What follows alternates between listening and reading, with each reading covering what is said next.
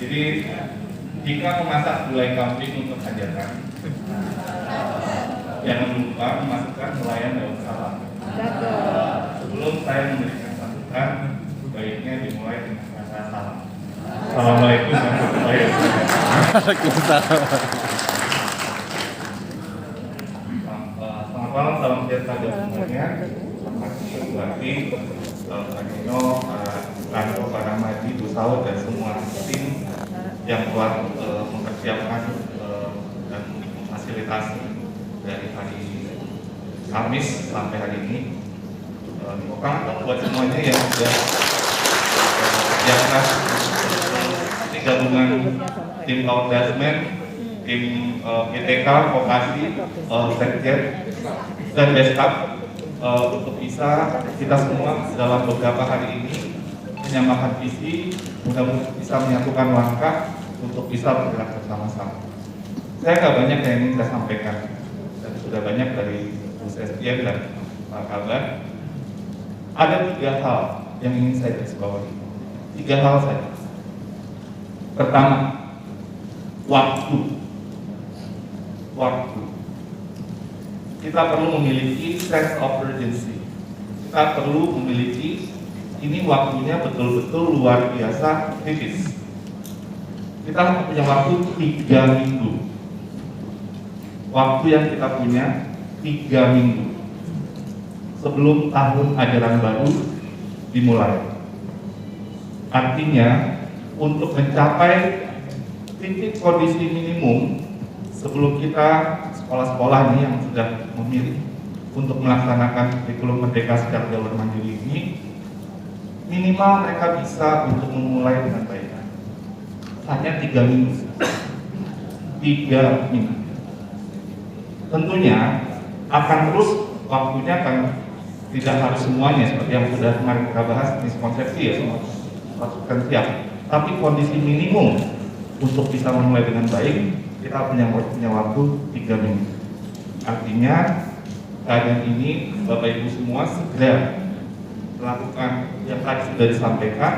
Tapi nanti saya akan, poin saya yang kedua adalah apa yang paling penting dalam 3 minggu ini yang perlu dilakukan. Dan yang poin saya ketiga, membayangkan kira-kira apa yang ingin kita lihat terjadi. Tadi Pak Nino sudah menyampaikan, ini yang punya kurikulum loh, ini yang ngomong tadi. Yang terpenting itu adalah pembelajaran anak, bukan dokumen-dokumen tugas dari RPP, dari CP, dan lain sebagainya. Jadi nanti saya akan highlight apa yang paling penting dan bayangkan apa yang akan terjadi jika kondisi minimum ini terjadi itu seperti apa. Jadi pertama, saya menggarisbawahi waktu.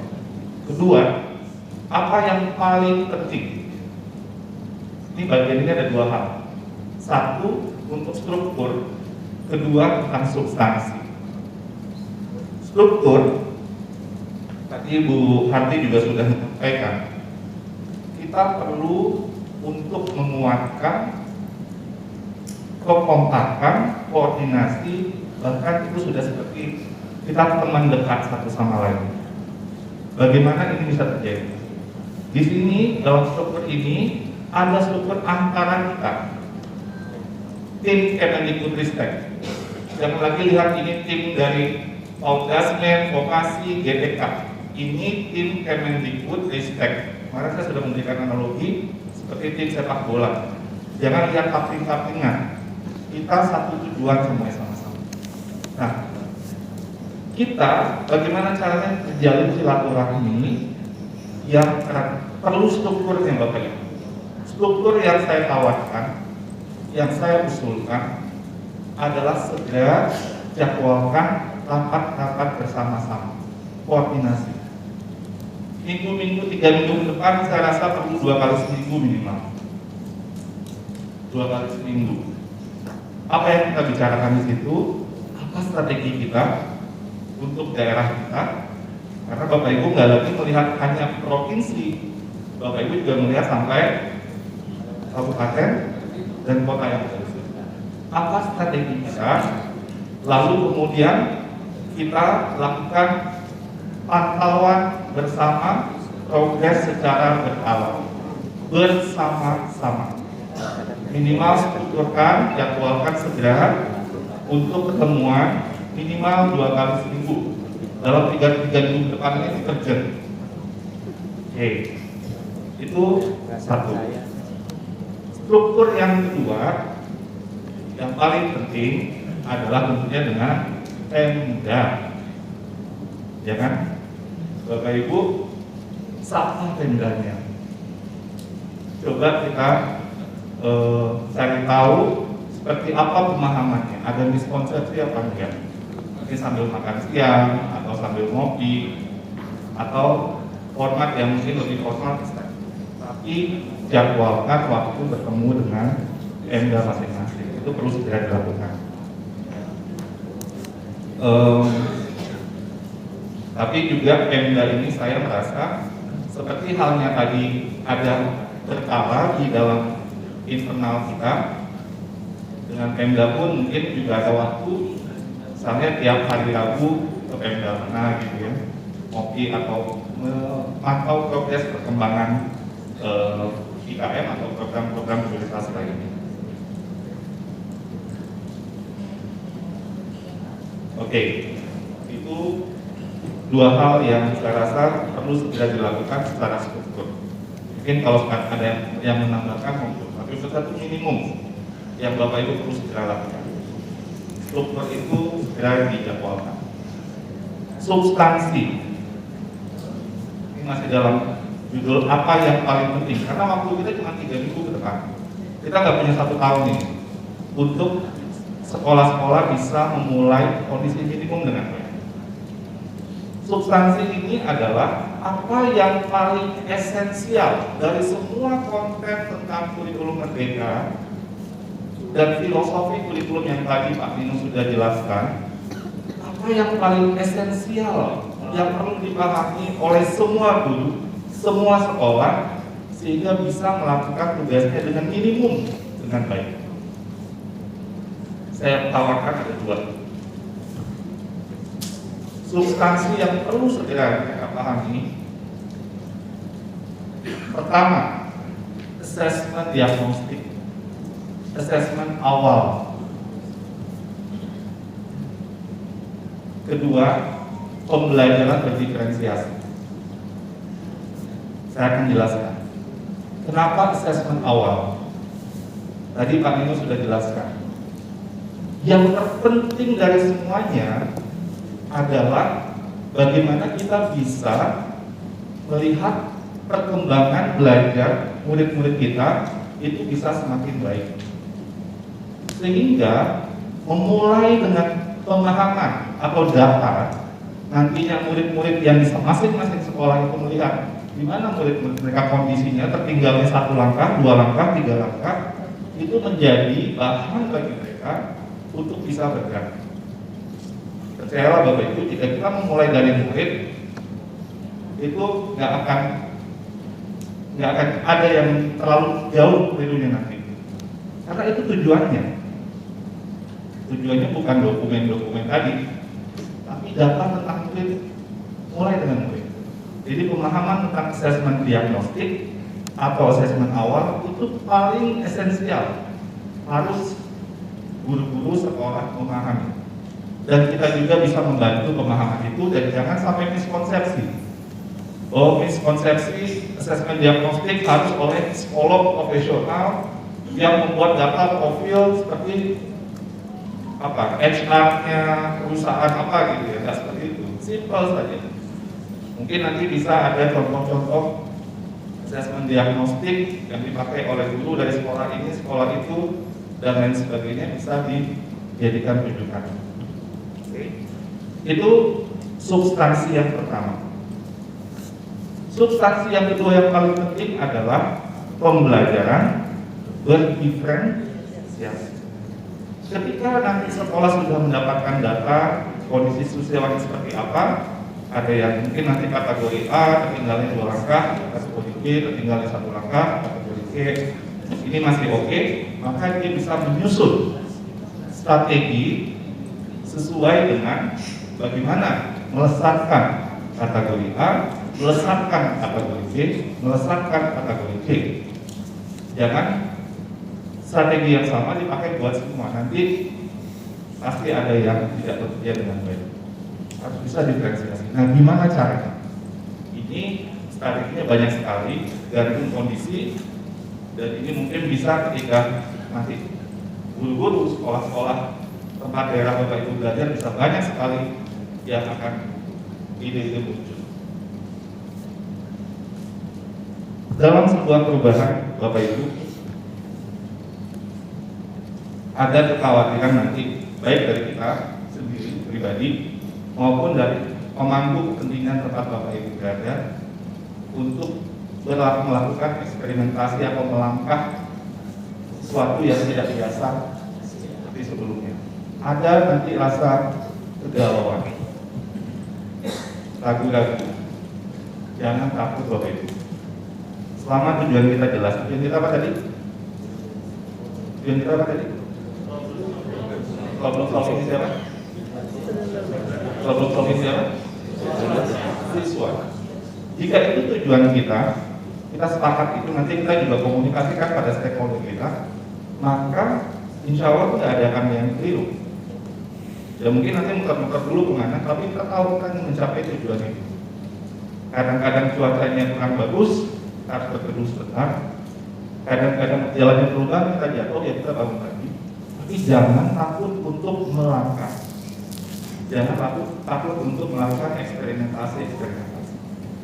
Sekolah juga seperti itu. Mungkin kita nggak terbiasa diferensiasi.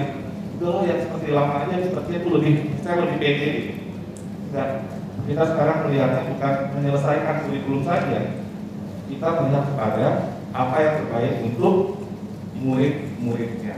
Ini mindset yang berbeda dengan sebelumnya. Oke, jadi asesmen diagnostik atau asesmen awal, dan yang kedua apa tadi? Jadi apa yang paling penting dengan waktu yang sangat sedikit ini? Satu, strukturkan waktu untuk bertemu kita antar tim Kemendikbudristek. Kedua, dengan Pemda, strukturkan waktu segera. Dan yang kedua, yang paling penting secara substansi, minimum harus tahu tentang asesmen diagnostik atau asesmen awal dan bagaimana caranya. Dan yang kedua, pembelajaran diferensiasi. Jadi nanti tadi seperti yang Pak Nino bilang, kumpul bareng-bareng, nonton video-video platform ketika itu bisa kemana-mana nanti nontonnya. Nggak ada tujuan yang jelas. Jadi kalau kita fokuskan ke situ, insya Allah itu bisa lebih bermakna nanti dapat. Ketiga, what does success look like? Bagaimana upaya kita dalam 3 minggu ini nanti kira-kira berhasil itu seperti apa yang kita membayangkan? Apa yang akan terjadi jika kita berkoordinasi, jika kita mengkampanyekan dua hal tadi, substansi yang paling penting kepada Pemda, kepada sekolah dan guru-guru, seperti apa hasil yang kita harapkan? Sekali lagi tadi Pak Nino sudah menjelaskan, bukan angka-angka tadi, bukan itu tujuan. Kita harus melihat kepada murid. Nah, seperti apa bentuknya? Satu, jika komunitas belajar di masing-masing sekolah di tempat Bapak Ibu berada, semua sekolah yang memilih untuk menerapkan kurikulum Merdeka secara mandiri, komunitas belajarnya sudah mulai untuk belajar bersama-sama. Itu menunjukkan upaya kita sudah mulai berhasil.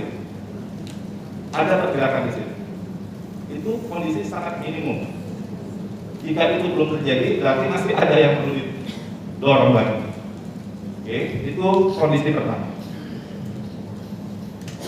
Mungkin kita bisa memberikan struktur juga, mereka bertemu misalnya minimum sekali seminggu. Kalau bisa lebih sering, bisa 2 kali seminggu misalnya. Jadi komunitas belajarnya sudah mulai bergerak, bertemu dan belajar. Kedua, mereka belajarnya yang terpenting sudah memahami asesmen diagnostik dan pembelajaran berdiferensiasi. Jika Bapak Ibu cek, Bapak Ibu lihat itu sudah mulai menunjukkan pergerakan pemahaman yang lebih baik tentang substansi tadi. Itu berarti sudah mulai agak oke, ya. Ketiga, dalam 3 minggu ini komunitas belajar yang sudah mulai belajar tentang assessment diagnostik tadi sudah mulai merencanakan bagaimana mereka melakukannya di sekolahnya. Di awal tahun ajaran sudah mulai ke sana, lebih konkret apa yang akan saya lakukan untuk melakukan assessment diagnostik di sekolah saya untuk kelas saya dan mapol saya.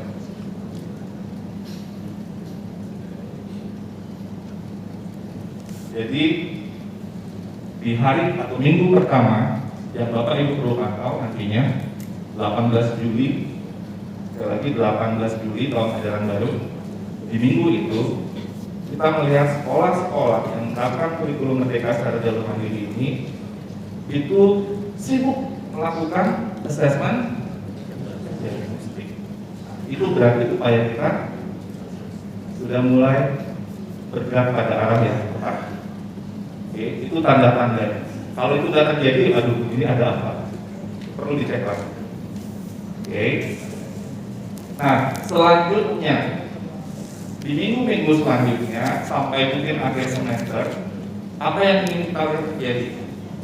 Bapak Ibu, sesudah mendapatkan data hasil asesmen diagnostik, maka sekolah dipimpin oleh kepala sekolah dan guru-gurunya itu menggunakan data itu menyusun berbagai jurus, menyusun berbagai strategi, membantu murid-muridnya bisa berkembang lebih baik lagi dari waktu ke waktu. Data ini data. Asesmen awal itu, asesmen diagnosis itu adalah data awal. Yang diinginkan data awal bergerak terus semakin baik. Nah, itu yang menjadi bahan diskusi di komunitas belajar. Data siswanya. Bagaimana saya bisa bantu data siswa itu bergerak semakin baik. Nah, itu tanda-tanda komunitas belajarnya juga sudah mulai bergerak pada jalur yang benar. Ini menggunakan data siswa tadi. Terus siswa yang kategori A gimana, kategori B gimana, kategori C gimana, dan seterusnya. Jadi mereka sibuk membicarakan para siswa. Nah, pasti kan pembelajaran berdiferensiasi jadi tema dong. Kalau A gimana caranya, kalau B gimana, kalau C bagaimana. Nanti mereka sibuk, apa yang mereka sibuk? Cari sumber belajar. Sumber belajarnya di mana? Bisa di BMM, bisa juga di webinar. Webinar mungkin ada yang di BMM juga. Bisa. Mungkin undang narasumber boleh? Boleh. Apalagi? Komunitas belajar yang lain diundang boleh? Boleh. Dan sebagainya dan sebagainya. Dan 6 strategi tadi yang sudah dijabarkan Pak Pribadi. Sibuk mereka mencari di mana yang saya bantu siswa saya yang ini, siswa saya yang itu. Nanti di komunitas belajar dalam sekolah juga ada guru yang sudah sukses, dia cerita, saya pakai strategi ini, mungkin bisa coba Anda juga menerapkan strategi yang sama, tapi mungkin di sedikit modifikasi karena Anda kan kelasnya kelas 1 ya, saya kelas 4 gitu. Ini SD kan, kelas 1 sama kelas 4. Mungkin kalau kelas 1 bisa kayak gini, tapi prinsipnya kayak gini. Sudah sibuk berbagi jurus-jurus. Nah, itu pertanda sudah mulai bergerak pada jalur yang benar.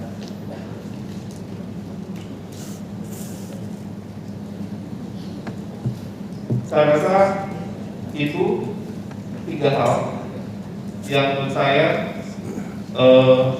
mungkin untuk lebih membuat lebih konkret apa yang perlu Bapak Ibu segera lakukan. Waktu, itu poin saya pertama. Waktu kita hanya punya waktu 3 minggu dari sekarang, dari hari Senin sampai ke 18 Juli.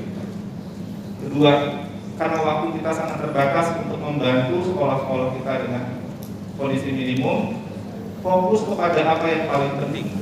Jangan kemana-mana ininya, menggunakan waktu. Dan yang ketiga, bagaimana bayangan konkret jika upaya kita itu sudah membuahkan hasil minimum yang pada tahap awal ini, cuma tahap awal ya Bapak Ibu. Jadi kalau yang pertama waktu, yang kedua apa yang paling penting strukturnya, Bapak Ibu sudah ketemu, ada jadwal pertemuan, silaturahmi sampai kita merasa sangat dekat, ya. Kalau sekarang mungkin 2 kali seminggu, kalau nanti bisa sekali seminggu, atau mungkin kalau sekali 2 minggu kalau sudah lebih stabil ya. Awal-awal kita perlu koordinasi lebih rapat dengan Pemda, sapa Pemdanya, bangun hubungan silaturahmi. Lalu yang apa yang paling penting secara substansi ada 2 tadi minimum ya. Pertama, asesmen diagnostik atau asesmen awal, kedua dan yang ketiga, bayangkan apa yang terjadi untuk sukses bisa kita dapatkan. Yang pertama apa? Komunitas belajarnya sudah mulai aktif, sudah mulai bergerak. Yang kedua, mereka belajarnya apa?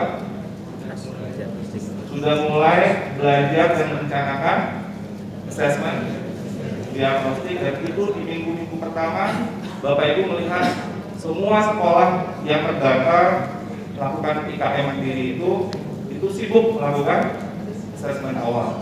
Dan selanjutnya mereka menggunakan assessment data hasil assessment awal itu untuk kemudian di-track progresnya supaya lebih baik, belajar berbagai jurus-jurus strategi diferensiasi supaya murid-muridnya bisa menjadi lebih baik hingga nanti akhir semester.